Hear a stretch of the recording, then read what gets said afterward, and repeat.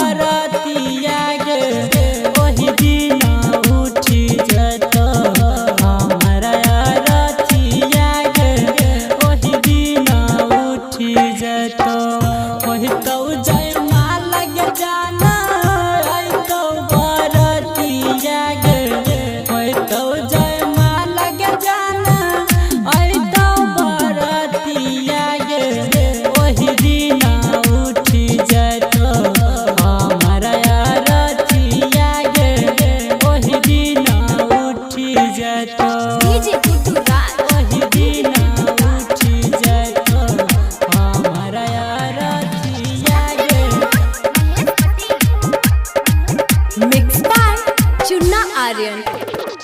सेनुरा पर से पहले जाई तो परान गे, जाई तो परान गे। सेनुरा पर से पहले जाई तो परान गे। सच बात कहै छियो सुन न तू जान गे। हथवा छोरा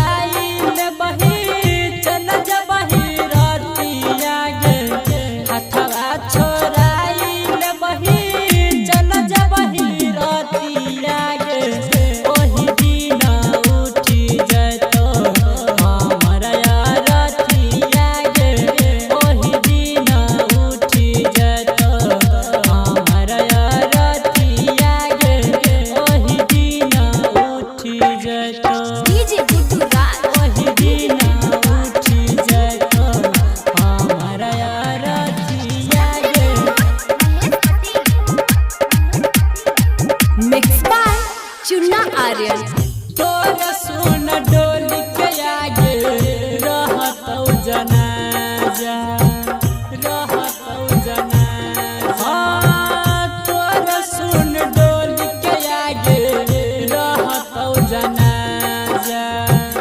तू तो खुसर बही गे जान बाके दुल्हे राजा। सुइना के रमन जी के